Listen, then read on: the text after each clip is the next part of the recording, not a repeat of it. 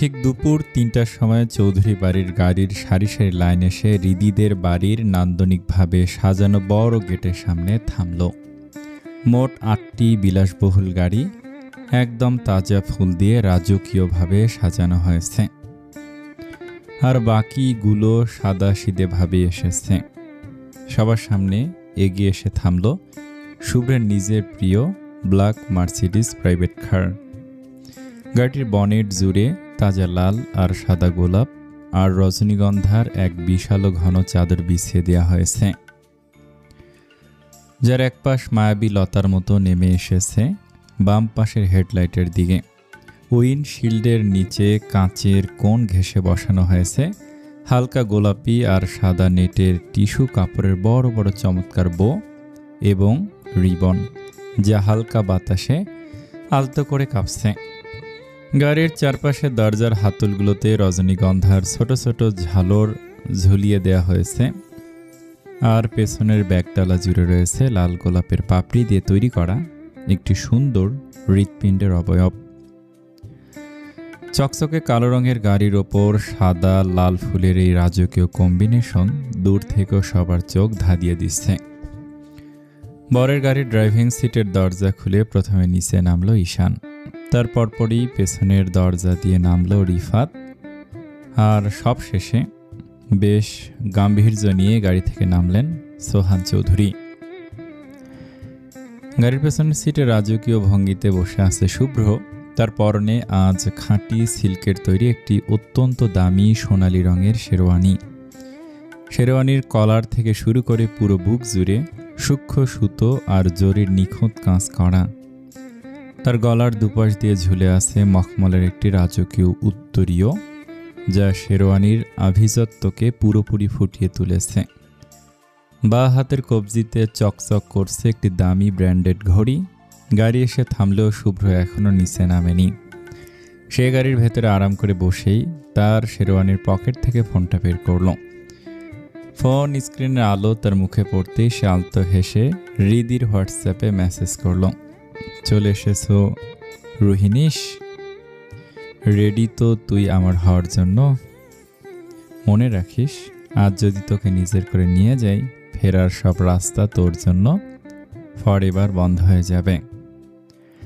পাশে বসা তুর্য শুভ্রের মিটিমিটে হাসির দিকে তাকিয়ে খোঁচা মেরে বলল, কিরে শালা, এখন কি গাড়ি থেকে নামবি নাকি এভাবেই ভেতরে বসে থাকবি?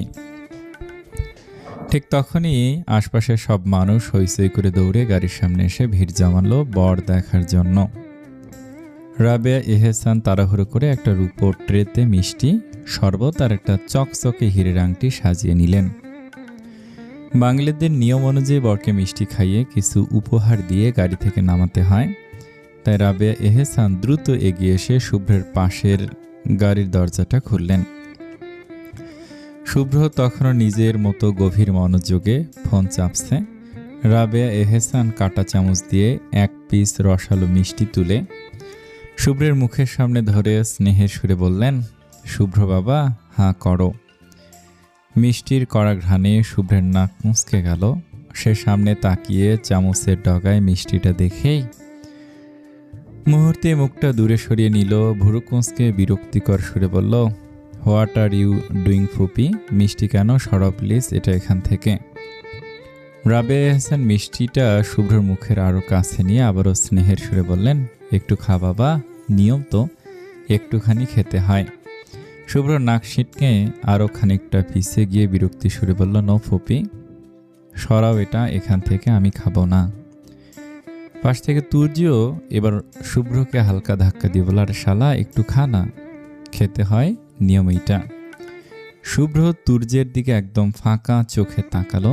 তার ডার্ক চোখের মনিতে বিরক্তি ফুটিয়ে তুলে বলল, এতই যখন রুলস অ্যান্ড রেগুলেশনের দরদ, তাহলে তুই খেয়ে নে।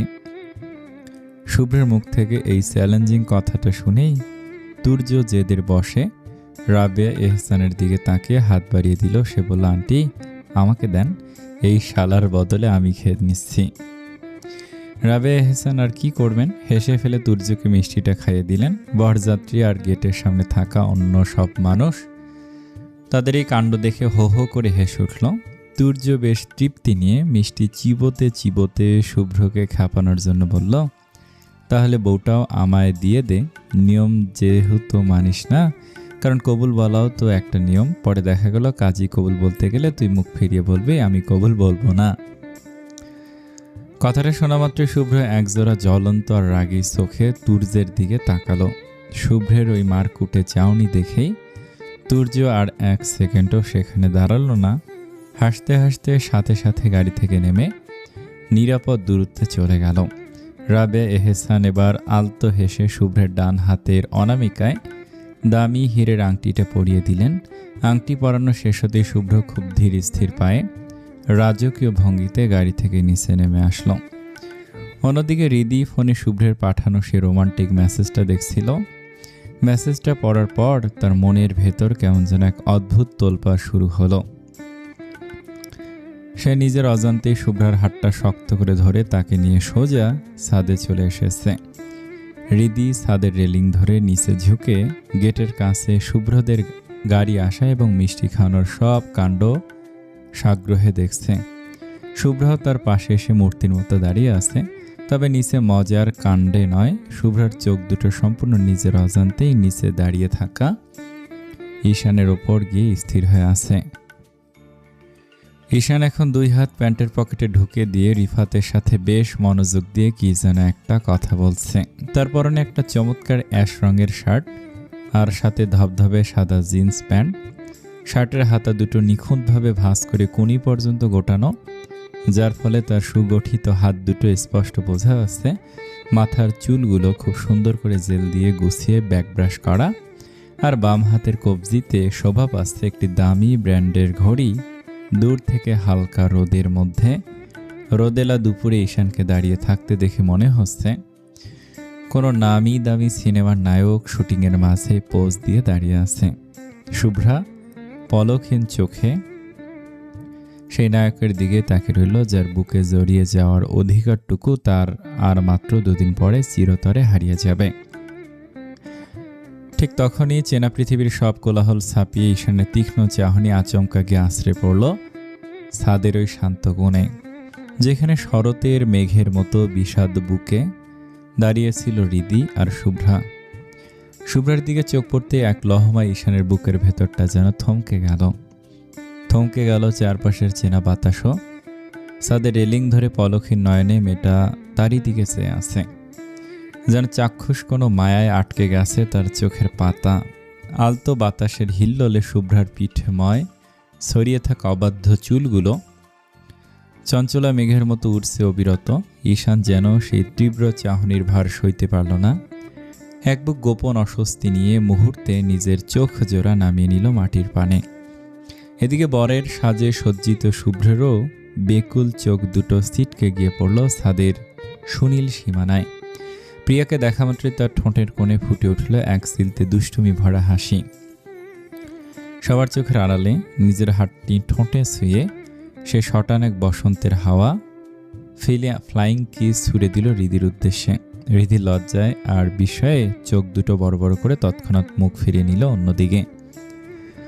মনে মনে তীব্র অভিমান গাল ফুলিয়ে ভাবল, লোকটার বুকে কি শরম লজ্জা বলতে কিছু নেই? এই ভরা মজলিসে এত মানুষের সামনে আসো, এমন অসভ্যতা আমি কেউ করে? কিন্তু মন তো অবাধ্য নদীর মতো, বারণ শোনে না। হাজার বকেও নিজের মনকে ধরে রাখতে না পেরে হৃদি যখন চোরের মতো আবারও নিচে তাকালো, অমনি দূর থেকে শুভ্র তার এক চোখ টিপে মায়াবী এক ইশারা ছুড়ল।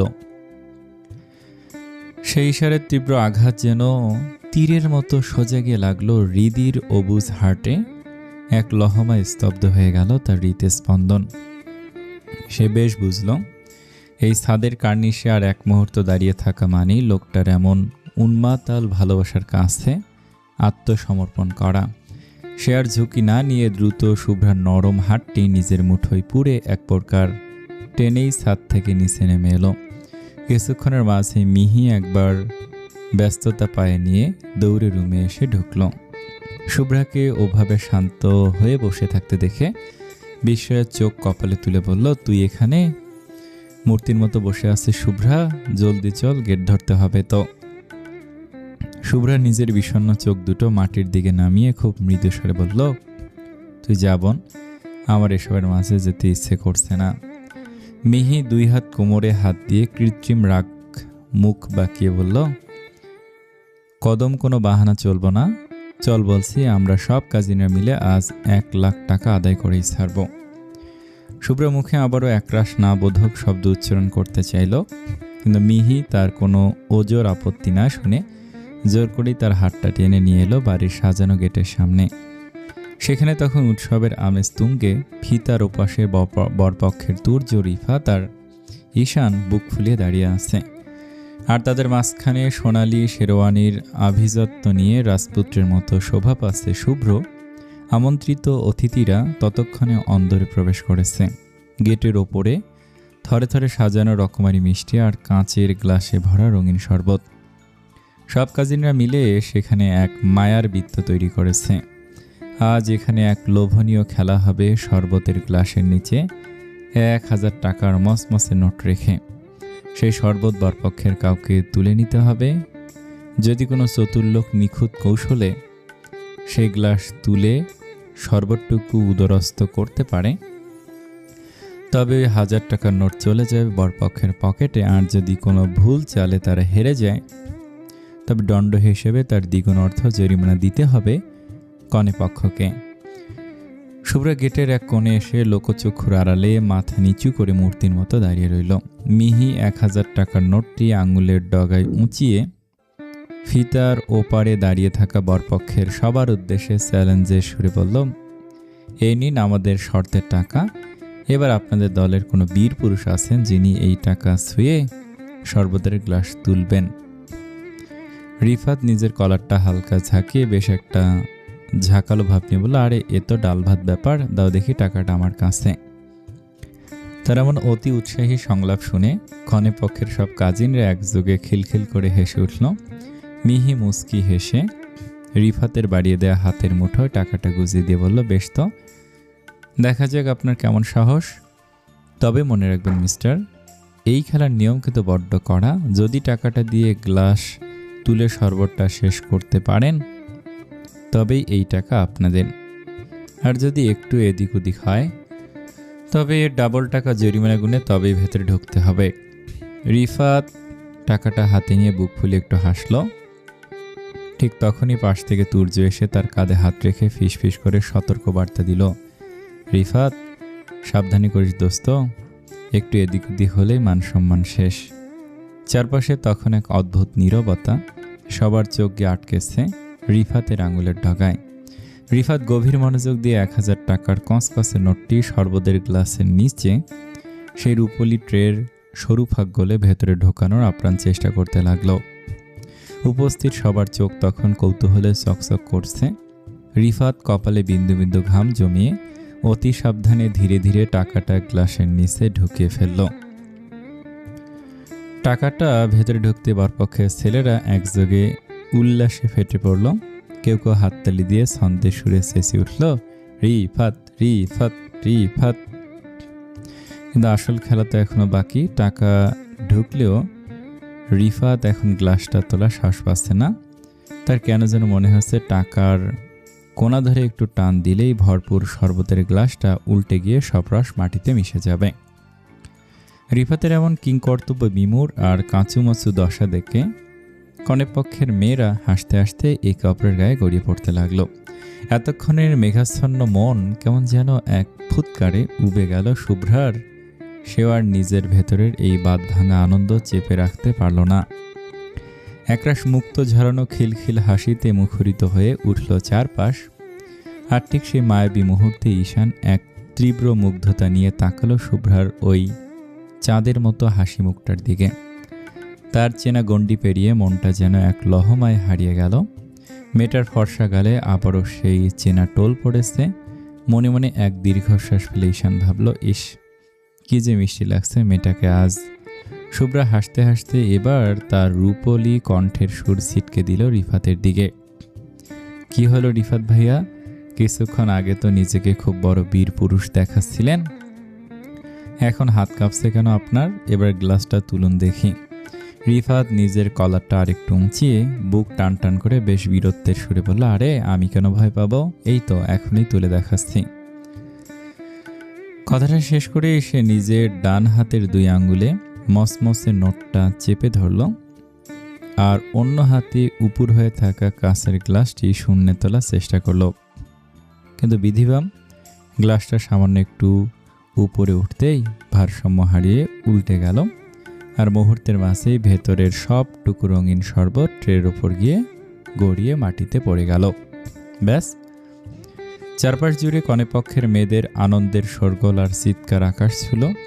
মিহি 2 হাত তুলে বীজের উল্লাসে নেচে উঠে বলল, ইয়ে, আমরা জিতে গেছি। এবার আমাদের পাওনা টাকা বুঝিয়ে দিয়ে তবে ভেতরে ঢুকতে হবে মিস্টার, নয়তো আজ আর বউ নিয়ে ঘরে ফেরা হবে না। এমন ভরা মজলিসে বাজি হেরে গিয়ে রিফাত লজ্জায় লাল হয়ে বন্ধুদের পেছনে মুখ লুকানোর চেষ্টা করতে থাকে। ঈশান নিজের ঠোঁট কামড়ে ধরে কোনো রকমে ভেতরের উপচে আসা হাসিটা চেপে রাখে। তুর্য পকেটে হাত দিয়ে বেশ দাতাকর্ণের মতো ভাব দেখে বলল, আচ্ছা বাবা, মানলাম আমরা হেরে গেছি, এবার বলো কত টাকা চাই তোমাদের। আড়ালে লুকিয়ে থাকা শুভ্রা চঞ্চলা রূপটি যেন এক পলকে ফিরে পেল। সে ঠোঁটের কোণে এক সিদ্ধে বীজের হাসি ফুটিয়ে বেশ আভিজাত্যে সুরে বলল, পুরো 2 লাখ টাকা চাই, শরবত তোলার খেলায় হারার জরিমানা হিসেবে 1 লাখ, আর আমাদের বোনকে রাজপ্রাসাদে নিয়ে যাওয়ার গেট সালামি 1 লাখ। এখন আর অযথা তর্ক না করে ভালো ছেলের মতো টাকাগুলো দিয়ে দিন দেখি। শুভ্রার মুখে এত বড় অঙ্কের ডিমান্ড শুনে তুর্য চোখ দুটো গোল গোল করে একটু সামনের দিকে ঝুঁকে এলো। তারপর কপালে হালকা ভাঁজ ফেলে রসিকতা শুরু বলে, হ্যাঁ বলো কি হে রূপবতী, টাকা কি গাছের পাতা নাকি যে বললেই গাছ থেকে ঝটপট ছিঁড়ে এনে তোমার হাতে তুলে দিলাম। শুভ্রা তুর্যের দিকে আরেকটু ঝুঁকে এসে চোখের কোণে এক চিলতি বিদ্রুপের হাসি ফুটিয়ে বলল, আর আপনারা পুরুষ নাকি ছাগল? এত বছর ধরে বড় বড় চাকরি আর বিজনেস করেও এই শুভ দিনে মাত্র 2 লাখ টাকা পকেট থেকে বের করতে পারছেন না। শুভ্রার এই ধারালো আর চটজলদি জবাবে কনে পক্ষের মেয়েরা হাসতে হাসতে যেন লুটিয়ে পড়ল একে অপরের গায়ে। তুর্য তো পুরো আকাশ থেকে পড়ল। সে পাশে দাঁড়িয়ে থাকে ঈশানের দিকে করুণ চাহনিতে তাকিয়ে নালিশের সুরে বলল, ভাই তুমি কি এখানে দাঁড়িয়ে দাঁড়িয়ে সার্কাস দেখবে? কিছু একটা বলো। এই মেয়ে সবার সামনে আমাদের সোজা ছাগল বানিয়ে দিল। আমরা কি ছাগল? এই অপমান কি মেনে নেওয়া যায় ভাই? কত বড় অপমান। তুর্যের কথায় ঈশান এতক্ষণ চুপ থাকলেও এবার আর স্থির থাকতে পারল না। তার শান্ত গভীর চোখ দুটো সোজা গিয়ে নিবদ্ধ হলো শুভ্রার ওই মায়াবী মুখের ওপর। সে 2 কদম এগিয়ে এসে একদম বরফ শীতল আর শান্ত গলায় বলল, কাউকে এভাবে ছাগল বলার রাইট তোমার নেই শুভ্রা। ঈশানের মুখ থেকে নিজের নাম ধরে এমন কঠোর শাসন আর শীতল কণ্ঠের শব্দ শুনে শুভ্রার বুকের ভেতরটা যেন এক লহমায় ধক করে উঠল। এক মুহূর্তের জন্য তার চারপাশের চেনা পৃথিবীটা স্তব্ধ হয়ে গেল। ভেতরটা অভিমানে তোলপাড় করে উঠল। সে নিজেকে কোনো রকম সামলে নিল। মুখের অবয়বটাকে পাথরের মতো শক্ত করে এক বুক জেদ নিয়ে ঈশানের চোখের দিকে তাকে জবাব দিল, বলেছি, বেশ করেছি, আমাদের ন্যায্য টাকা বুঝিয়ে না দিলে আমরাও আরও অনেক কিছু বলবো, কি করবেন আপনি? ঈশান শুভ্রার চোখের গভীর মনির দিকে তাকে নিজের কণ্ঠস্বরকে আরও শান্ত আরও গম্ভীর করে বলল, আর কি বলবে শুনি। ঈশানের এই শান্ত চ্যালেঞ্জ যেন শুভ্রার ভেতরের জেদটাকে আরও 1000 গুণ বাড়িয়ে দিল। সে লোকলজ্জার ভয় সব এক ফুৎকারে উড়িয়ে দিয়ে ঈশানের একদম মুখের কাছে ঝুঁকে এলো। তারপর নিজের ফর্সা ডান হাতের তর্জনীটা ঠিক ঈশানের নাকের সামনে উঁচিয়ে এক নিঃশ্বাসে বলতে লাগে, শুনবেন আর কি বলবো? টাকা না দিলে আপনাদের আমরা চিড়িয়াখানার রাস্তা একটা ডিরেক্টরি বানিয়ে দেব। প্রথমে তো আপনারা হলেন সে আফ্রিকার জলহস্তি যারা শুধু বড় বড় হা করে গিলতে জানে কিন্তু কাজের বেলায় জিরো। তারপর আপনারা হলেন সেই বুনো গন্ডার যাদের চেয়ে আমরা এত মোটা যে 2 লাখ টাকার ডিমান্ড শুনেও আপনাদের ইমোশন জাগে না। আরও বলবো, টাকা না দিলে আপনাদের আমরা ওই লেস কাটা ক্যাঙ্গারু বলবো যারা পকেটে টাকা না রেখে খালি লাফাতে লাফাতে বরযাত্রী আসতে জানে। এখানে শেষ নয় মিস্টার ঈশান, আপনাদের চেহারা দেখে আমার মনে হচ্ছে ওই খাঁচায় বন্দি থাকা পাগল শিম্পাঞ্জি যারা কলা না পেয়ে দাঁত কিরমির করছে। আর আপনাদের এই দলবলকে দেখতে একদম ওই মেরু অঞ্চলের অলস সিল মাছের মতো লাগছে, যারা বরফখণ্ড ফেলে রোদে এসে ডাইনোসরের যুগের মতো হা করে ঘুমায়। এমনকি টাকা না দিলে আপনাদের আমরা ওই জঙ্গল থেকে পালিয়ে আসা খ্যাকশিয়াল আর শিং ভাঙা হরিণ বলতেও দ্বিধা করব না। এখন বলুন, ইজ্জত বাঁচিয়ে টাকা দেবেন নাকি এই পুরো অ্যানিমেল কিংডমের খেতাব মাথায় নিয়ে গেটের সামনে দাঁড়িয়ে দাঁড়িয়ে ঘাস চিবোবেন? শুভ্রার মুখ থেকে এক নিঃশ্বাসে পশু পাখির এমন আজব কীর্তির ফিরিস্তি শেষ হতেই ঈশানার নিজের ভেতরের প্রবল ধাক্কাটা সামলাতে পারল না। সে আকস্মিক বড্ড জোরে কেসে উঠল। এমন বিষম খাওয়া কাশি যে কোনো মতে আর থামার নাম নেই।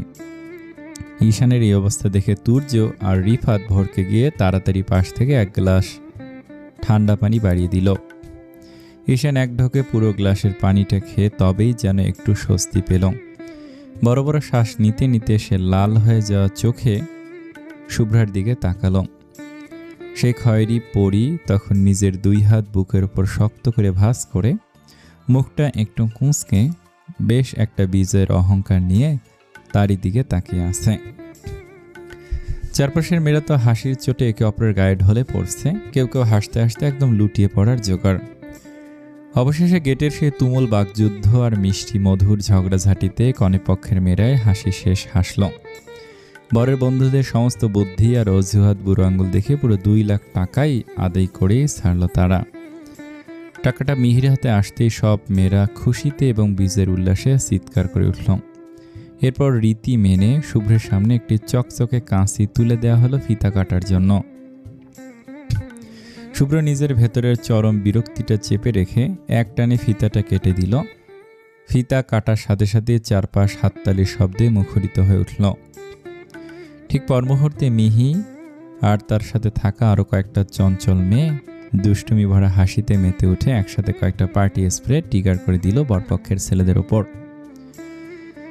মুহূর্তের মধ্যে সাদা ফেনিল তরল ছিটকে এসে পড়ল শুভ্র, তুর্য, রিফাত আর ঈশানের দামি পোশাক আর চুলে। সেই সাদা তরলে মাখামাখি হয়ে ছেলেদের অবয়ব দেখে মনে হচ্ছে যেন এক একটা জ্যান্ত সাদা ভেড়া দাঁড়িয়ে আছে। শুভ্র নিজের দামি সোনালি শেরওয়ানির ওপর ওই সাদা ফেনা দেখে রাগে আর বিরক্তিতে দাঁতে দাঁত চিপল। পকেট থেকে টিস্যু বের করে ফেনা মুছতে মুছতে বিরক্তি সুরে বলল, হোয়াট ইজ দিস? এসব নোংরা কি দিয়েছিস? মিহি তখনও নিজের হাসি থামাতে না পেরে পেটে হাত দিয়ে বলল, আরে ভাইয়া রেগে যাচ্ছে কেন? এটা তো একদম খাঁটি বিদেশি পারফিউম। দেখো না তোমাদের সবাইকে কেমন চমৎকার এবং সুন্দর দেখাচ্ছে। মিহির এই রসাত্মক মন্তব্যে উপস্থিত সমস্ত মেয়েরা আবারও হাসির বন্যায় ভেসে গেল। অবশেষে গেটের সমস্ত আনন্দ, খুনসুটি আর নিয়মের মধুর পর্ব শেষ হলো। রাজকীয় আভিজাত্য নিয়ে শুভ্র বরের জন্য সুসজ্জিত সেই প্রধান আসনে গিয়ে বসল। রাত 8টা। সকল আনন্দ, সকল উল্লাস, সকল গান আর হাসির রেশ ধীরে ধীরে মিলিয়ে যেতে না যেতেই সম্পূর্ণ হলো শুভ্র আর হৃদির বিয়ের পবিত্র আয়োজন। দ্বিতীয়বারের মতো তারা আবদ্ধ হলো এক অটুট বন্ধনে। দ্বিতীয়বারের মতো মহান আল্লাহকে সাক্ষী রেখে একে অপরের নাম লিখে নিল নিজেদের নিয়তির পাতায়। যেন বহুদিনের বিচ্ছিন্ন দুটি নদী আবার ফিরে পেল একই মোহনা, বহু প্রতীক্ষার দুটি হৃদয় আবার খুঁজে পেল একই ঠিকানা। কিন্তু মিলনের আনন্দের মাঝেও বিদায়ের বেদনা তো চিরকালই নিঃশব্দে অপেক্ষা করে থাকে। বিদায়ের মুহূর্তে হৃদি ছুটে গিয়ে ইকবাল এহসানকে জড়িয়ে ধরল। বাবার বুকে মুখ গুজতে বুকের ভেতর জমে থাকা সমস্ত কান্না বাঁধভাঙা নদীর মতো উছলে বেরিয়ে এলো। চারপাশের কোলাহলে স্তব্ধ হয়ে গেল তার কাঁপতে থাকা কণ্ঠের কাছে।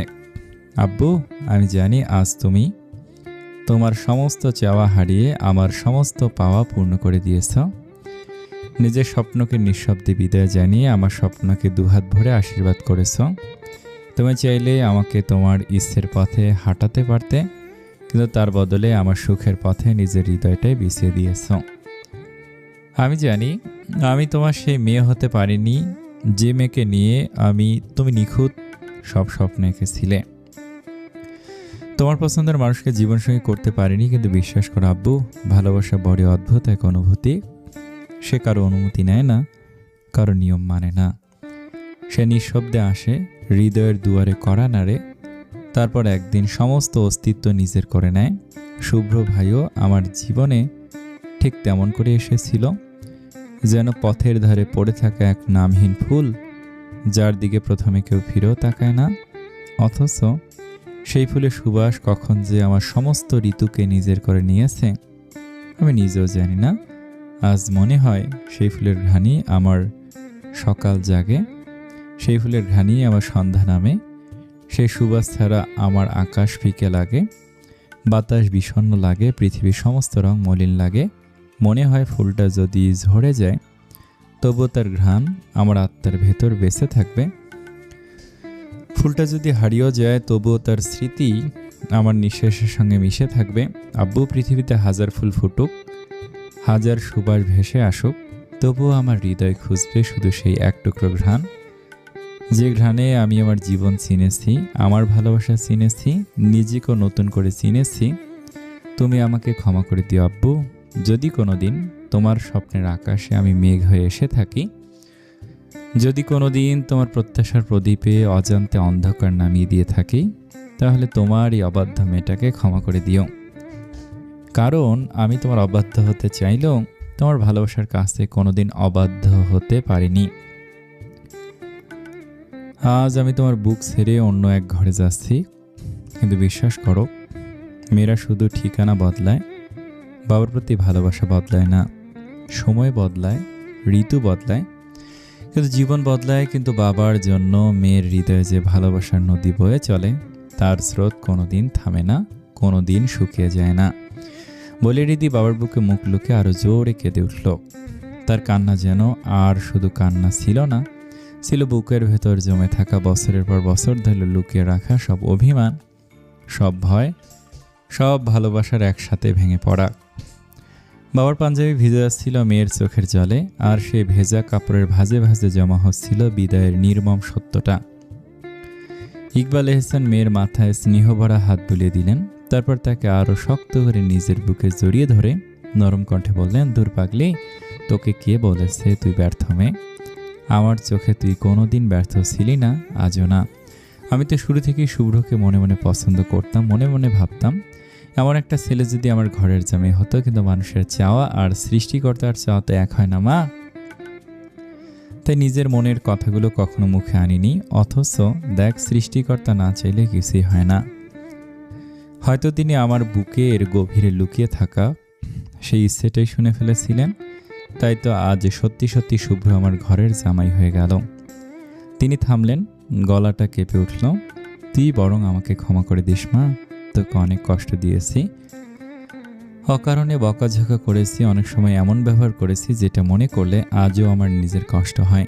কিন্তু তখন যে আমার হাত পা বাঁধা ছিল না মা, আমি না চাইতেও পরিস্থিতির কাছে হার মেনে পাষাণ হতে বাধ্য হয়েছিলাম। কারণ ভাইসব তোদের এই সম্পর্কটা কোনোভাবে মেনে নিতে পারছিলেন না। এখন বল, আমি কিভাবে ভাইসাবকে ডিঙিয়ে তোদের পাশে দাঁড়াতাম কিভাবে? তার কণ্ঠ আরো ভারী হয়ে এলো। বিশ্বাস কর মা, তোকে কষ্ট দেওয়ার আগে আমি শতবার কষ্ট পেয়েছি। তোর চোখের জল দেখার আগে আমার বুকে রক্তাক্ত হয়েছে। কিন্তু কিছু অসহায়ত্ব থাকে যেগুলোর কাছে মানুষ চাইলেও জিততে পারে না। তাই যদি পারিস এই অসহায় বাবাটাকে ক্ষমা করে দিস মা। শেষ কথাটা বলতেই ইকবাল এহসানের চোখ থেকেও টুপটাপ করে জল গড়িয়ে পড়ল। মুহূর্তের মধ্যে বিয়ের সেই আলো ঝলমলে হলরুমটা যেন অন্য এক আবহে ঢেকে গেল। কিছুক্ষণ আগেও যেখানে হাসির ঢেউ উঠেছিল সেখানে এখন কান্নার স্রোত বইছে। মনে হচ্ছিল আনন্দের আকাশটাকে হঠাৎ করে ছুঁয়ে গেছে বিদায়ের মেঘলা বিকেল। পাশে দাঁড়িয়ে থাকা রাবেয়া এহসান নিজের শাড়ির আঁচল মুখে চেপে ধরলেন, তবুও চোখের জল আটকাতে পারলেন না। মায়ের বুকটাও যে মেয়ের বিদায়ে সমান শূন্য হয়ে যায়। শান্ত স্থির স্বভাবের ইমনও আর নিজেকে সামলাতে পারল না। চোখ মুছতে মুছতে সেও কেঁদে ফেলল। ঠিক তখনই সোহান চৌধুরী ধীর গম্ভীর পদক্ষেপে এগিয়ে এলেন। তার উপস্থিতিতে আশপাশের মানুষগুলো আবার চুপ হয়ে গেল। তিনি এসে ইকবাল এহসানের সামনে দাঁড়ালেন। কয়েক মুহূর্ত দুজনের চোখ একে অপরের দিকে স্থির রইল। তারপর সোহান চৌধুরী শান্ত কণ্ঠে বললেন, আমি নিজেই একদিন বলেছিলাম এই সম্পর্ক আমি কোনোদিন মানব না। কথাটি শুনে চারপাশ আরও নিস্তব্ধ হয়ে উঠল। তিনি মৃদু হেসে আবার বললেন, আর আজ আমি বুক ফুলিয়ে বলছি, এই সম্পর্কটা আমার কাছে অত্যন্ত সম্মানের। শুধু সম্মানের না, অনেক উঁচুতে রাখা একটি সম্পর্ক। তো ইকবাল, তুমি একদম নিশ্চিত থাকো, হৃদিকে আমরা কখনোই কোনো কষ্ট পেতে দেব না। ও আজ থেকে শুধু আমাদের বাড়ির বউ নয়, ও আমার আর একটা মেয়ে। তিনি কথা বলতে বলতে হৃদির মাথায় হাত রাখলেন। আজ থেকে আমার মেয়ে একটা না, দুটো মেয়ে। এক মেয়েকে জন্ম দিয়েছি, আর এক মেয়েকে মন দিয়ে গ্রহণ করেছি। কথাগুলো শেষ হতে চারপাশে জমে থাকা ভারী আবেগের ভেতর যেন এক ফোঁটা প্রশান্তির বৃষ্টি নেমে এলো। হৃদি কান্না ভেজা চোখে এগিয়ে গিয়ে সোহান চৌধুরীকে জড়িয়ে ধরল।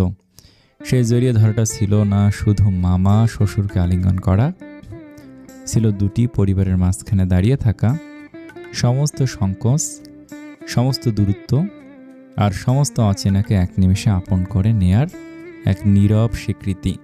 মনে হচ্ছে এক মুহূর্তের শ্বশুর আর বাবার মাঝখানের অদৃশ্য দেয়ালটা ভেঙে গুড়িয়ে গেছে, আর তার জায়গায় জন্ম নিয়েছে নতুন এক সম্পর্কের উষ্ণতা। এরপর ইকবাল এহসান ধীর পায়ে শুভ্রর সামনে গিয়ে দাঁড়ালেন। মুখে হাসি রাখার চেষ্টা করলেও চোখ দুটো বারবার ভিজে উঠছিল। বছরের পর বছর ধরে বুকের ভেতর আগলে রাখা সবচেয়ে কলিজাটাকে আজ অন্য কাজলের হাতে তুলে দেয়াটা, অন্য একজনের হাতে তুলে দেয়াটা যে কোনো বাবার জন্য সবচেয়ে কঠিন। তিনি শুভ্রের ডান হাতটা নিজের হাতের উপর নিলেন। তারপর কাঁপতে থাকা হৃদির নরম কাঁপতে থাকা হাতটা তুলে এনে পরম যত্নে শুভ্রের হাতের উপর হাত রাখলেন। দুটি হাতের মিলনটুকু দেখে মনে হচ্ছে যেন একজন বাবা তার সমস্ত বিশ্বাস, সমস্ত দোয়া আর সমস্ত নিশ্চিন্ততা একজোড়া হাতের মাঝে রেখে দিচ্ছেন। ইকবাল এহসান দুই হাত একসাথে চেপে ধরে শুভ্রের চোখের দিকে তাকালেন। তারপর ভাঙা কাপা কণ্ঠে বলতে লাগলেন, শুভ্র, আজ থেকে আমার কলিজার টুকরোটাকে তোমার হাতে তুলে দিলাম। ও দেখতে যেমনই হোক, আমার কাছেও চাঁদের চেয়েও দামি। এই মেয়েটাকে আমি বুকের ভেতর রেখে বড় করেছি, নিজের সুখ দুঃখের ভুলে ওর হাসিটাকে আগলে রেখেছি। কখনো গায়ে একটা আঁচড় পর্যন্ত লাগতে দেয়নি। ওর চোখে জল দেখলে আমার বুকের ভেতরটা হাহাকার করে উঠত। আমার মেয়েটা বড্ড অবুঝ, বড্ড ছেলে মানুষ, অনেক সময় না বুঝেই ভুল করে ফেলে। কখনো যদি এমন কিছু করে বসে, তুমি ওকে শাসন করো, ওকে বুঝিয়ে দিও, প্রয়োজন হলে বকাও দিও, কিন্তু কখনো মন থেকে দূরে ঠেলে দিও না। বাবা, রাগ করে যদি বলো চলে যা তোর বাবার বাড়ি, ও হয়তো সত্যি চলে আসবে, কিন্তু তোমার অবহেলা ও সহ্য করতে পারবে না। কারণ মেয়েরা রাগ সহ্য করতে পারে, শাসন সহ্য করতে পারে, অভিমানও সহ্য করতে পারে, কিন্তু প্রিয় মানুষের অবহেলা সহ্য করতে পারে না। আজ আমি শুধু আমার মেয়েকে তোমার হাতে তুলে দিচ্ছি না, আমি আমার জীবনের সবচেয়ে মূল্যবান আমানতটাকে তোমার হাতে তুলে দিচ্ছি। আমার হৃদি তো তোমার ভালোবাসার সুবাসে পাগল হয়ে আছে। তোমার নাম শুনলে ওর চোখে আলো জ্বলে ওঠে, তোমার কথা বললে ওর মুখে হাসি ফুটে ওঠে। ওর পৃথিবীটাকে তুমি সুন্দর করে রেখো বাবা, ওর ভালোবাসার এই সুবাসটুকু যেন কোনোদিন হারিয়ে না যায়। চারপাশে তখন পিনপত নীরবতা, কারো চোখ শুকনো নেই। ইকবাল এহসান হঠাৎ দুহাত জোড়া করে ফেললেন। সেই দৃশ্য দেখে অনেকেই অবাক হয়ে উঠল। কাপা কাপা কণ্ঠে তিনি বললেন, বাবা হিসেবে আজ তোমার কাছে হাত জোর করি, শুধু একটা ভিক্ষা চাই। ওর চোখের এই জলটুকু যেন শুধু আজকের বিদায়ের জন্যই হয়। জীবনে আর কোনো দিন কোনো কষ্টে, কোনো অবহেলায়, কোনো একাকিত্বে যেন আমার মেয়ের চোখে জল না আসে। আমি জানি পৃথিবীতে সব সুখ পাওয়া বা দেওয়া কারো পক্ষে সম্ভব না, তবু যতটুকু পারো ওকে আগলে রেখো। আমার মাকে ভালো রেখো বাবা, অনেক ভালো রেখো। শেষ কথাটা বলি ইকবাল এহসানের গলা আটকে গেল। কাঁধ কেঁপে উঠল। এতক্ষণ ধরে বুকের ভেতর বন্দি করে রাখা কান্নাটা আর ধরে রাখতে পারলেন না তিনি। চোখের জল গড়িয়ে পড়ল অবিরাম। ইকবাল এহসানের অমন আকুল করা কথাগুলো শুনে শুভ্রের বুকের ভেতরটাও কেমন যেন মোচড় দিয়ে উঠল। এতক্ষণ নিজেকে শক্ত রাখার চেষ্টা করলেও এবার তার চোখ দুটো আর্দ্র হয়ে এলো। চোখের কোণে জমে থাকা জলরাশি বারবার ঝাপসা করে দিচ্ছিল সামনে দাঁড়িয়ে থাকা মানুষটার মুখটা। সে পরম শ্রদ্ধা আর বিনয়ের সাথে ইকবাল এহসানের হাতের উপর নিজের অন্য হাতটা রাখল। তারপর তার কাঁপতে থাকা দুটো হাত শক্ত করে ধরে সরাসরি তার চোখের দিকে তাকালো, ধীর কণ্ঠে বলতে শুরু করলো, ফুপা, আপনি আমাকে লজ্জা দেবেন না। হাত জোর করার অধিকার আপনার নয়, আপনার সামনে মাথা নত করার অধিকার আমার। আজ আপনি আমাকে শুধু আপনার মেয়ের হাত তুলে দেননি, আপনার জীবনের সবচেয়ে মূল্যবান অংশটুকু আমার হাতে তুলে দিয়েছেন।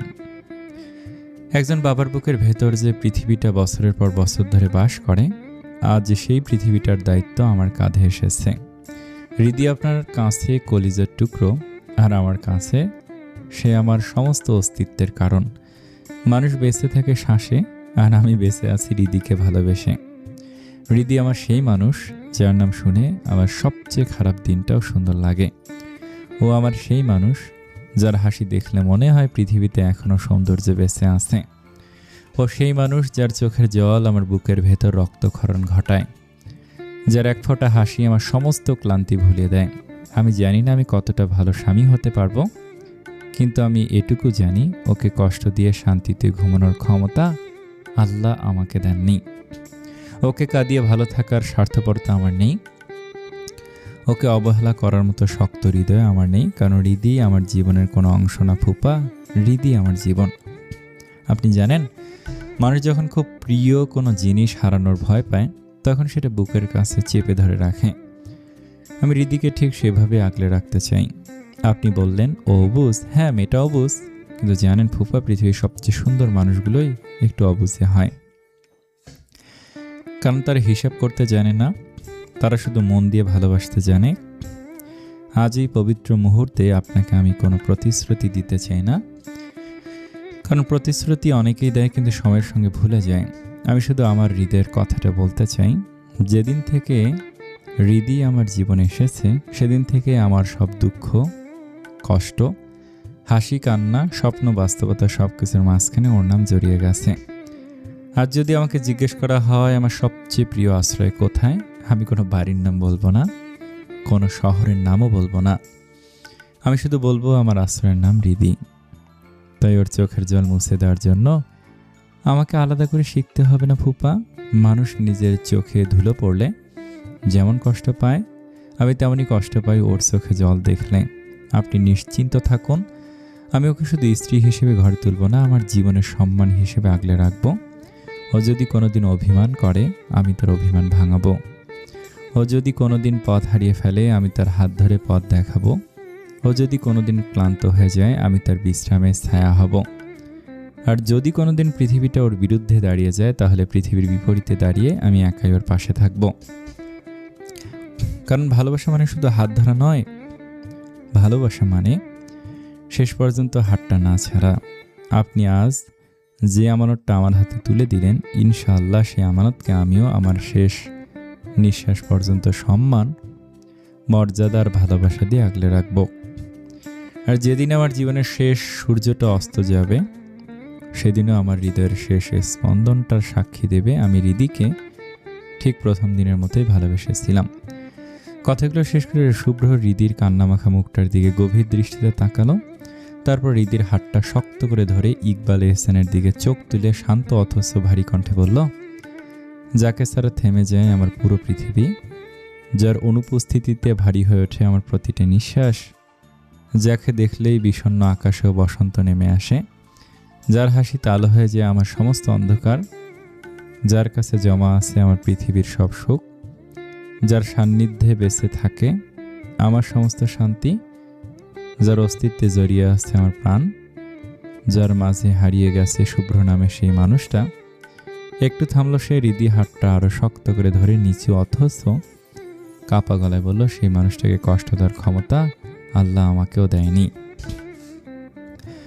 অবশেষে কান্না সেই বিষাদময় পর্ব শেষ করে হৃদিকে গাড়িতে তুলে দেওয়া হলো। অতিরিক্ত কান্নাকাটি আর ক্লান্তি সইতে না পেরে গাড়িতে বসেই শুভ্রের বুকে মাথা রেখে গভীর ঘুমে তলিয়ে গেল হৃদি। শুভ্র তার সেই মনোমোহনীকে এক হাত দিয়ে পরম আদরে নিজের বুকের সাথে জড়িয়ে ধরে রাখল। ঘুমন্ত হৃদির নিষ্পাপ মুখের দিকে তাকিয়ে শুভ্রের ভেতরের ভালোবাসায় ভরে উঠল ভেতরটা। সে আলতো করে একের পর এক চুমু খেতে লাগলো তার কপাল আর গালে। সামনে ড্রাইভিং সিটে বসে ঈশান শান্ত মুখে গাড়ি চালাচ্ছে। তার ঠিক পাশেই সিটে বসে আছে শুভ্রা। সারাদিনের এত সব ধকল আর অতিরিক্ত ক্লান্তিতে শুভ্রার চোখের পাতাও ভারী হয়ে আসছিল। গাড়ি চলার মৃদু ঝাঁকুনিতে ধীরে ধীরে সেও একসময় ঘুমে ঢলে পড়ল। আর অবচেতন মনেই ঘুমের ঘোরে তার মাথাটা আলতো করে গিয়ে ঠেকল পাশে থাকা ঈশানের শক্ত কাঁধের ওপর। ঈশান স্টিয়ারিং ধরে থাকা অবস্থাতেই এক পলক পাশে তাকালো। শুভ্রার ওই ক্লান্ত শান্ত মুখের দিকে চেয়ে একটা দীর্ঘশ্বাস ফেলে সে আবার সোজা সামনের রাস্তায় মন দিল। দীর্ঘ জার্নি শেষে অবশেষে গাড়ি এসে থামলো চৌধুরী বাড়ির আলিশান গেটের সামনে। শুভ্র গাড়ি থেকে নেমে রিদিকে পরম যত্নে নিজের কোলে তুলে নিল। তন্দ্রাস্তন রিদিকে কোলে নিয়ে সে সোজা রুমে চলে গেল এবং বাসর রাতের জন্য সুসজ্জিত খাটের ওপর তাকে আলতো করে শুয়ে দিল। মেয়েটা এখনো গভীর ঘুমে মগ্ন। শুভ্র কিছুক্ষণ তার সেই চেনা মুখের দিকে অপলক দৃষ্টিতে তাকিয়ে রইল। তারপর আলতো পায়ে ওয়াশরুমের দিকে এগিয়ে গেল ফ্রেশ হওয়ার জন্য। অন্যদিকে নিজের রুমে এসে শুভ্রা ভারী জামা চেঞ্জ করে তাড়াতাড়ি ফ্রেশ হয়ে নিল, কিন্তু ভেতরটা কেমন যেন ছটফট করছে। বিছানায় শুয়েও কোনো শান্তি পাচ্ছিল না সে। মনটা ভালো লাগছিল না দেখে একাই ধীর পায়ে ছাদে চলে এলো একটু রাতের ঠান্ডা হাওয়া গায়ে লাগাতে। ছাদে পা রাখতে ঘুটঘুটে অন্ধকারের মাঝে একটা লম্বা অবয়ব শুভ্রার নজরে পড়ল। ছাদের এক কোনায় রেলিংয়ের একদম সামনে কেউ উল্টো দিক হয়ে দাঁড়িয়ে আছে। শুভ্র অবশ্য এতে বিন্দুমাত্র ভয় পেল না। সে কৌতূহল নিয়ে আর একটু এগিয়ে যেতে দেখতে পেল ওখানে আর কেউ নয়, স্বয়ং ঈশান দাঁড়িয়ে আছে।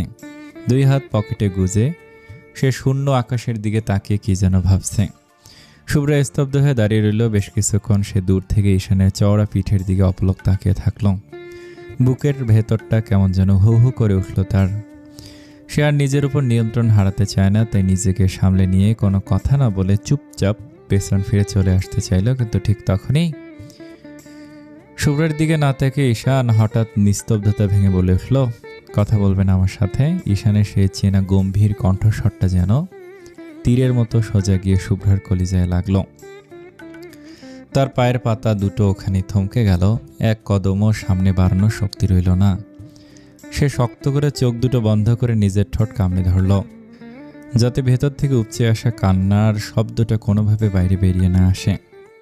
সে কথা বলতে চায় না, নতুন করে আর কোনো মায়া বাড়াতে চায় না নিজের মনে। কি লাভ এত মায়া বাড়িয়ে? এই একপাক্ষিক মায়ার কি আজও কোনো দাম আছে? শুভ্রতা তা জানে না। সব দ্বিধা ঝেড়ে ফেলে শুভ্রা যখন কিছু না বলে আবার চলে যাওয়ার জন্য পা বাড়ালো, ঠিক তখনই ঈশান পেছন থেকে আবার বলে উঠল, ইগনোর করছো? শুভ্রার মনে হলো ঈশান যেন ইচ্ছে করেই তার কলিজায় ধারালো ছুরি চালাচ্ছে। বুকের ভেতরটা তীব্র যন্ত্রণায় মুচড়ে উঠল। সে বহু কষ্টে নিজেকে সামলালো। ধীর পায়ে ঘুরে দাঁড়িয়ে মাথাটা একদম নিচু করে ভাঙা গলায় বলল, জি জি ঈশান ভাইয়া বলুন। ঈশান এবার রেলিং থেকে পিঠ টান টান করে শুভ্রার দিকে তাকালো। একটা পা রেলিংয়ের নিচের অংশে ঠেকিয়ে দুই হাত পকেটে গুজে সে শুভ্রার ওই মাথা নিচু করে থাকা অবয়বটার দিকে দৃষ্টিতে তাকালো। তারপর একদম স্বাভাবিক গলায় বলল, কংগ্রাচুলেশন শুভ্রা। শুভ্রা আচমকা চমকে উঠে মাথা তুলল। ঈশানের সেই ভাবলেশীন শান্ত মুখের দিকে তাকে অবিশ্বাস্য গলায় শুধালো, মানে? ঈশান মৃদু হাসল। সে হাসিতে কোনো চঞ্চলতা নেই, যেন এক অদ্ভুত উদাসীনতা। সে বলল, পাগলি একটা, বলছি পরশু তো তোমারও বিয়ে, তাই তোমার এই নতুন জীবনের জন্য অভিনন্দন জানাচ্ছি। কথাটা শোনা মাত্র শুভ্রার বুকের ভেতরটা যেন কেউ হাত দিয়ে নির্মমভাবে মুছড়ে দিল। গলার কাছটা এক দলা কান্না এসে দলা পাকিয়ে গেল। কোনো কথাই যেন মুখ থেকে বের হতে চাইছে না। চোখের কোণটা ভিজে ওঠার আগেই সে জোর করে নিজেকে শক্ত করল। অনেক কষ্টে কোনো রকমে ঠোঁট জোড়া কাঁপিয়ে বলল, ধন্যবাদ বলে সে কাঠের পুতুলের মতো চুপচাপ দাঁড়িয়ে রইল। এরপর আর কেউ কোনো কথা বলল না। দুজনে একদম নিস্তব্ধ। ছাদের উপর শুধু রাতের হালকা বাতাস আর দূরের ঝিঝি পোকার একটানা ডাক ছাড়া আর কোনো শব্দ নেই। বেশ কিছুক্ষণ এভাবেই কাটার পর হঠাৎ করেই চারপাশের আবহাওয়া বদলে গেল। প্রচণ্ড জোরে বাতাস শুরু হলো চারদিকে। বাতাসের বেগ এতই তীব্র ছিল যে শুভ্রার কাঁধ থেকে ওড়নাটা এক ঝটকায় খুলে বাতাসে উঠতে লাগলো। আর তার পিঠময় ছেড়ে দেওয়া চুলগুলো পাগলের মতো মুখের ওপর এসে আছড়ে পড়তে লাগলো। সে অনেক কষ্টে উঠতে থাকা ওড়নাটা টেনে তুলে কোনো রকমে বুকের ওপর চেপে ধরল।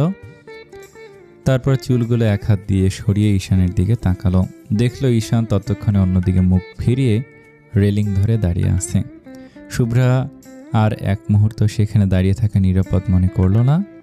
সে ধীর পায়ে ঈশানের একটু কাছে এগিয়ে এসে কাঁপা কাঁপা গলায় বলল, প্রচণ্ড বাতাস হচ্ছে ঈশান ভাইয়া, মনে হচ্ছে এখনই বৃষ্টি নামবে, নিচে নেমে আসুন। ঈশান শুভ্রার দিকে না তাকিয়ে আকাশের দিকে মুখ করে শান্ত গলায় বলল, থাকি না, অনেকদিন ধরে বৃষ্টিতে ভিজি না, আজ একটু ভিজি, তুমিও থাকো, দুজন মিলে একসাথে ভিজি। ঈশানের এই আকস্মিক আর অদ্ভুত প্রস্তাবটা শুভ্রা যেন ঠিক সেখানেই জমে বরফ হয়ে গেল। বুকের ভেতর এতক্ষণ ধরে চেপে রাখা কান্নার বাঁধটা আর ধরে রাখতে পারল না সে। মুখ চেপে ফুপিয়ে কেঁদে দিল সে। এই লোকটা এমন কেন করছে, কেন এড়িয়ে যাওয়ার পরও এভাবে মায়ার জাল বুনছে? সে যে এই তীব্র মানসিক যন্ত্রণা আর সহ্য করতে পারছে না। শুভ্রার সেই স্পষ্ট কান্নার আওয়াজ ঈশানের কান অবধি পৌঁছালো, কিন্তু সে কিছু বলল না, কোনো সান্ত্বনা দিতে এগিয়ে এলো না, কারণ এই কান্নার গভীর মানেটা সে খুব ভালো করে জানে। কিন্তু সেই মানেটা সে এই মুহূর্তে কোনোভাবে বুঝতে চায় না, নিজের মনের কাছে স্বীকার করতে চায় না। কিছুক্ষণের মধ্যেই চারপাশ অন্ধকার করে ঝমঝমে বৃষ্টি নেমে পড়ল। শুভ্রা ঈশানের ঠিক পেছনে দাঁড়িয়ে নিঃশব্দে ভিজতে থাকলো, আর ঈশান সামনে দাঁড়িয়ে আকাশের জল গায়ে মাখল। দেখতে দেখতে দুজনেই বৃষ্টিতে ভিজে একদম চুপচুপে হয়ে গেল। ঠিক তখনই হঠাৎ আকাশ চিরে সজোরে শব্দ করে একটা বিকট বজ্রপাত হলো। সে মেঘের গর্জনে ভয়ে শুভ্রা একদম কাঁপতে কাঁপতে দৌড়ে গিয়ে ঈশানকে পেছন থেকে শক্ত করে জড়িয়ে ধরল। তার দুই হাত ঈশানের বুক বরাবর চেপে ধরে কাঁপা কাঁপা গলায় বলল, আমার ভীষণ ভয় লাগে। শুভ্রার এই আকস্মিক ছোঁয়ায় ঈশানের পুরো শরীর এক লহমায় শিউরে উঠল। বুকের ভেতর বন্ধ থাকা হার্টবিটটা যেন আচমকা দ্বিগুণ বেগে ধকধক করে বাজতে শুরু করলো। সে কোনো কথা বলল না, শুভ্রাকে সরিয়েও দিল না, শুধু চুপচাপ নিজের চোখ দুটো বন্ধ করে রইল। শুভ্রাও এক অদ্ভুত শান্তিতে ঈশানের চওড়া পিঠে নিজের মুখটা গুজে দিয়ে চোখ বন্ধ করে রইল। বৃষ্টির এই রিনিঝিনি শব্দের মাঝে শুভ্রার হুট করে কেমন যেন নিজের ভেতরে সব ঝড় শান্ত হয়ে গেল। এক টুকরো অপার্থিব শান্তি বয়ে গেল তার মনের ভেতর। তার মনে হতে লাগলো এই আশ্রয়ে শুধু সুখ আর সুখ, যে সুখের ছোঁয়া সে হয়তো এই পৃথিবীর আর কোনো মানুষের কাছে কোনোদিন পাবে না। অন্যদিকে শুভ্র ওয়াশরুম থেকে ফ্রেশ হয়ে একটা কালো শার্ট আর সাদা জিন্স প্যান্ট পরে বের হয়ে আসে। ঘরে এসে তার কানে আসে জানালার বাইরে ঝমঝমে পড়তে থাকা বৃষ্টির শব্দ। সে জানালা দিয়ে তাকে দেখে বাইরে প্রচুর বৃষ্টি হচ্ছে। এরপর সে বিছানার দিকে তাকায়। হৃদি এখনো গভীর ঘুমে মগ্ন। মেয়েটার ক্লান্ত মুখখানা দেখে মনে হয় না যে কাল সকালের আগে তার এই ঘুম ভাঙবে। শুভ্র একটা দীর্ঘশ্বাস ফেলে একটু হাওয়ার খোঁজে ছাদের উদ্দেশ্যে পা দিল। হাঁটতে হাঁটতে ছাদের দরজার কাছে পৌঁছাতেই তার পায়ের গতি আচমকা থমকে গেল। অন্ধকারের মাঝে বৃষ্টির ঝাপসা আলোয় ছাদের রেলিংয়ের কাছে দুটো মানুষের অবয়ব স্পষ্ট দেখা যাচ্ছে। ভালো করে লক্ষ্য করতে দেখল মনে হচ্ছে কেউ একজন পেছন থেকে কাউকে শক্ত করে জড়িয়ে ধরে আছে। শুভ্র প্রথমে ঠিক বুঝতে পারল না যে এই ঘোর বৃষ্টির মধ্যে ছাদের কোণে কে হতে পারে এই দুইজন। মনের ভেতর কৌতূহল নিয়ে সে দরজা পেরিয়ে বৃষ্টির মধ্যেই ছাদে পা রাখল। ধীরে ধীরে সে যখন ওই অবয়ব দুটোর আরো কাছে গিয়ে এলো, তখন এক ঝটকায় তার পা দুটো সেখানেই জমে গেল। কারণ মানুষ দুটো তখন তার খুব চেনা। ওখানে আর কেউ নয়, শুভ্রা আর ঈশান দাঁড়িয়ে আছে। আর শুভ্রা পরম আস্থার সাথে ঈশানকে পেছন থেকে জড়িয়ে ধরে রেখেছে। সবচেয়ে অদ্ভুত ব্যাপার হলো এই দৃশ্য দেখেও শুভ্র মুখে কিছুই বলল না, এমনকি কোনো শব্দ করলো না। সে শুধু একটা গভীর দীর্ঘশ্বাস ফেলল, তারপর ধীর পায়ে ওখান থেকে ঘুরে দাঁড়িয়ে চুপচাপ নিজের রুমে চলে আসলো। রুমে ঢুকে বিছানার দিকে তাকাতেই শুভ্র দেখল হৃদি সেখানে নেই। ঠিক তখনই ওয়াশরুম থেকে পানির আওয়াজ তার কানে এলো। তার মানে মেয়েটা এতক্ষণে ঘুম থেকে উঠে ওয়াশরুমে ঢুকেছে। শুভ্র আর কিছু না ভেবে চুপচাপ বিছানায় শীত হয়ে শুয়ে পড়ল এবং পকেট থেকে ফোনটা বের করে স্ক্রিনে আঙুল চালাতে লাগলো। কিছুক্ষণের মধ্যেই হৃদি ফ্রেশ হয়ে একটা কালো রঙের 3 পিস পরে নিজের ভেজা চুলগুলো তোয়ালে দিয়ে মুছতে মুছতে বের হলো। ওয়াশরুমের দরজা খোলার শব্দে শুভ্র ফোনের স্ক্রিন থেকে চোখ সরিয়ে সামনের দিকে তাকায়। মুহূর্তের মধ্যে দুজনের চোখাচোখি হয়ে যায়। শুভ্রকে ওভাবে তাকিয়ে থাকতে দেখে হৃদি লজ্জায় চোখ নামিয়ে সোজা আয়নার সামনে এসে দাঁড়িয়ে আবার চুল মুছতে থাকে। শুভ্র বিছানা থেকে উঠে হৃদির ঠিক পেছনে এসে দাঁড়ালো। আয়নার দিকে তাকিয়ে শান্ত গলা বলল, উজু করে আয়। হৃদি হুট করে চমকে উঠল। সে ভুরু কুঁচকে আয়নায় শুভ্রের প্রতিবিম্বের দিকে তাকে প্রশ্ন করে, কেন? শুভ্র মৃদু হেসে বলল, দুজনে মিলে 2 রাকাত নফল নামাজ পড়ব। কথা না বাড়িয়ে উজু করে আয়, তোর উজু শেষ হলে আমি যাব। হৃদি তোয়ালেটা পাশে রেখে শুভ্রের দিকে ঘুরে তাকিয়ে চঞ্চল গলায় বলল, তাহলে চলেন দুজন একসাথে উজু করে আসি। শুভ্র একটা মুচকি হাসি দিল, মাথা নাড়িয়ে নরম সুরে বলল, 1 মিনিট। বলে শুভ্র আলমারি থেকে জামা কাপড় বের করে নিল। ছাদের বৃষ্টিতে হালকা ভেজা শার্ট আর প্যান্ট চেঞ্জ করে সে একটা কুচকুচে কালো পাঞ্জাবি আর সাদা প্যান্ট পরে নিল। পোশাক বদলে সে আবার হৃদির ঠিক সামনে এসে দাঁড়ালো। কালো পাঞ্জাবিতে শুভ্রকে এতটা আকর্ষণীয় লাগছে যে হৃদি এক দৃষ্টিতে হা করে তার দিকে তাকিয়ে রইল। শুভ্র হৃদির ওই বোকা বনে জানা চাহনি দেখল। তারপর আলতো করে হৃদির বুকের উপর থাকা ওড়নাটা 2 হাতে তুলে নিল এবং হৃদির মাথায় খুব সুন্দর করে পেঁচিয়ে ঘোমটা দিয়ে দিল। হৃদি মুখের দিকে চেয়ে বলল, এখন চল। তারপর দুজনে একসাথে ওয়াশরুম থেকে উজু করে এসে রুমে জায়নামাজ বিছিয়ে নামাজ পড়ে নিল।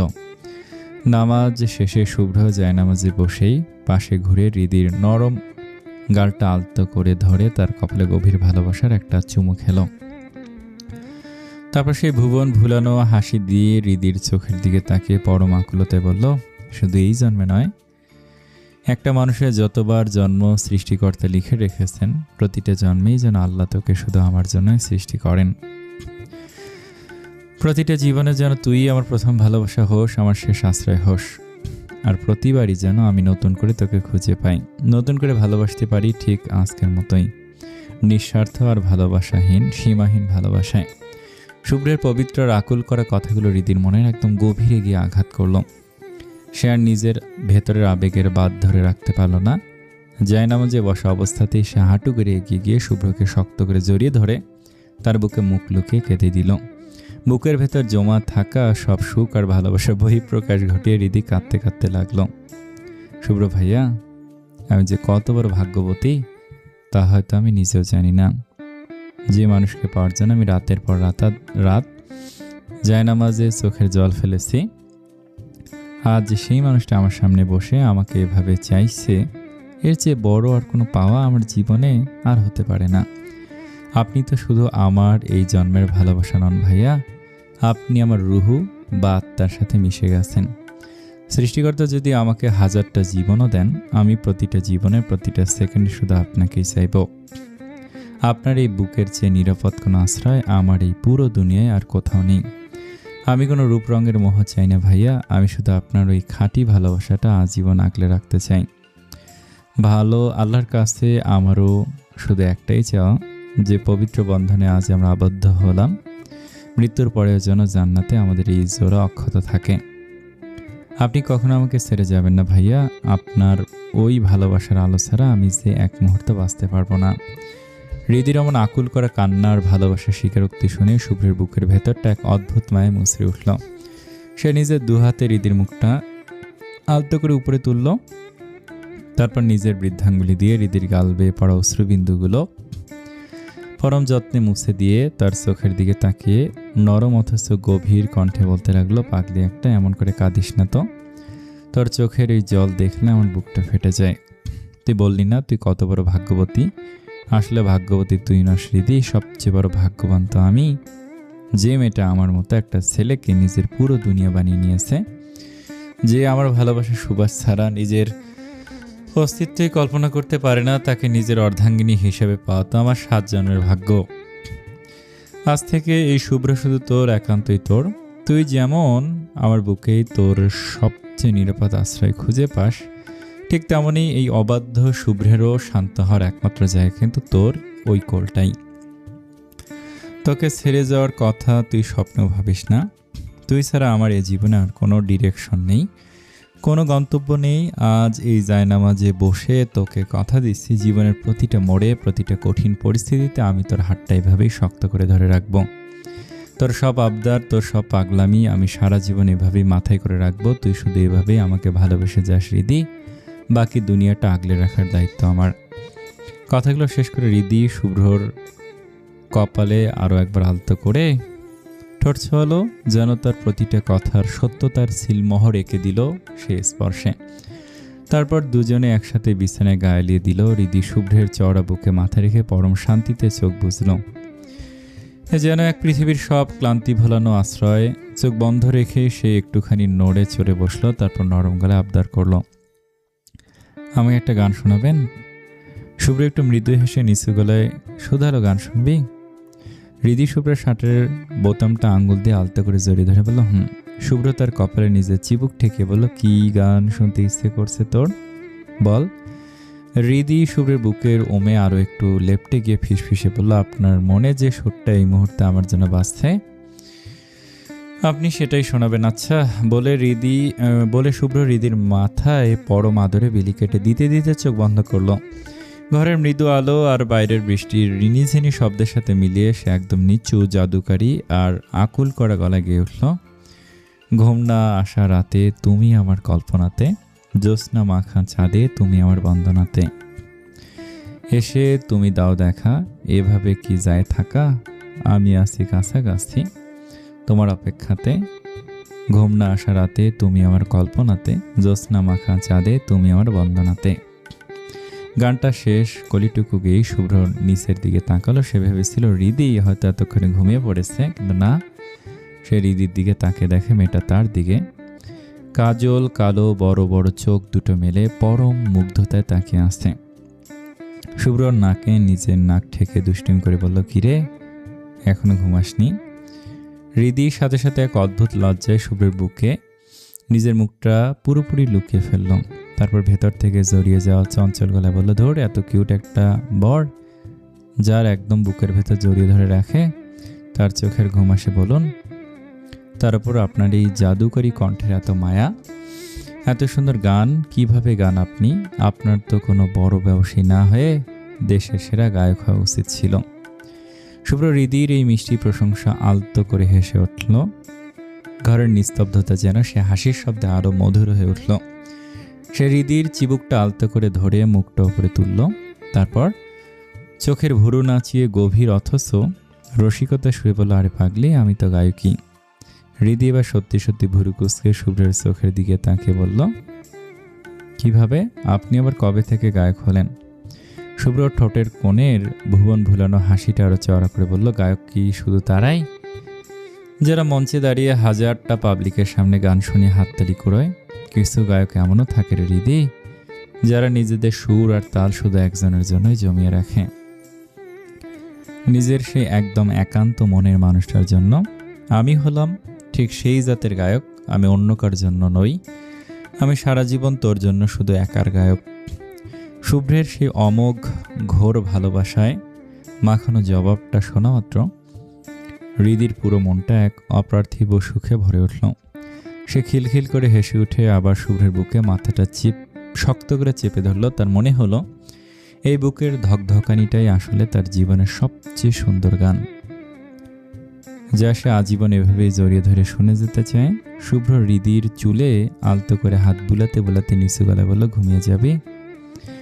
রিদি শুভ্রের বুকে নাক ঘষে আদো আদো গলায় বলল, শুভ্রর চিবুকটা আলতো করে উঁচিয়ে ধরে চোখের পা দিকে তাকে দুষ্টুমি ভরা গলায় বলল, সত্যি ঘুমিয়ে যাবি?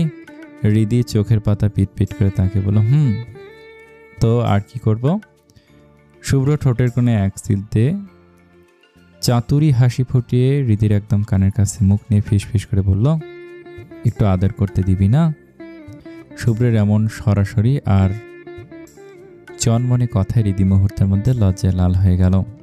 সে আবার শুভ্রের বুকে মুখ লুকিয়ে ফেলে আবদারে শুয়ে বলল, আবার? শুভ্র রিদিকে নিজের বাহু ধরে আরো শক্ত করে জড়িয়ে ধরল।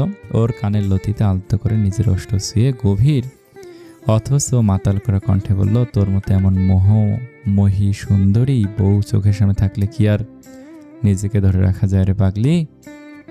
আয় না, আজকেও কালকের মতো দুজনে নিজের অজান্তে একে অপরের মাঝে হারিয়ে যায়। হৃদি লজ্জায় আর কিছু বলতে পারল না। মুখ ফুটে কিভাবে বলবে যে এই মুহূর্তে তার নিজেরও তীব্র ইচ্ছে করছে শুভ্রের গভীর ভালোবাসার সাগরে নিঃস্বার্থভাবে ডুবে যেতে। শুভ্র হৃদির এই চেনা নীরবতার লজ্জা রাঙা মুখটাকে সম্মতি হিসেবে ধরে নিল। সে ঠোঁটের কোণে একটা দুষ্টুমি ভরা হাসি ফুটিয়ে হৃদিকে নিজের বুক থেকে আলতো করে সরালো। তারপর সোজা করে বিছানায় শুয়ে দিয়ে ধীর পায়ে হৃদির উপরে উঠে এলো। শুভ্র নিজের শরীরের পুরো ভার হৃদির কোমল শরীরের ওপর ছেড়ে দিল। তার এক হাত হৃদির কোমরে আর অন্য হাত চুলে বিলি কাটতে লাগলো। এরপর সে মুখ ডুবিয়ে দিল হৃদির গলার খাঁজে আর নরম গালে। হৃদির ঘাড়ে নিজের নাক ঘষতে ঘষতে এক অদ্ভুত নেশালো মাতাল করা গলায় ফিসফিস করে বলল, আজ যদি একটু বেশি বেসামাল হয়ে পড়ি তবে লক্ষ্মী মেয়ের মতো সহ্য করে নিস। আমি সত্যি আজ বড্ড বেসামাল হয়ে যাব। আজ তোকে আমি ভালোবাসার এমন এক গহীন রাজ্যে নিয়ে যাব যেখানে সুখ আর তীব্র যন্ত্রণা সব একাকার মিশে আছে। কথাগুলো শেষ করে শুভ্র আর এক মুহূর্ত দেরি করল না। সে পরম আবেশে অত্যন্ত তীব্র আর গভীর এক ভালোবাসার টানেই ধীরে ধীরে হারিয়ে যেতে লাগলো হৃদির মাঝে। সময়ের নিজস্ব গতিতে ভালোবাসার সেই উষ্ণতায় দুজনের শরীর থেকে কাপড়ের শেষ আবরণটুকু একসময় খসে পড়ল। শুভ্র তার এক বুক জমানো উথাল পাথাল ভালোবাসা দিয়ে হৃদিকে ভাসিয়ে নিয়ে চলল পরম সুখের জোয়ারে। সমস্ত দূরত্ব ঘুঁচিয়ে পৃথিবীর সব নিয়ম ভুললে সে হৃদিকে নিজের আত্মার সাথে নিয়ে নিজের শরীরের সাথে সম্পূর্ণ মিশিয়ে নিল।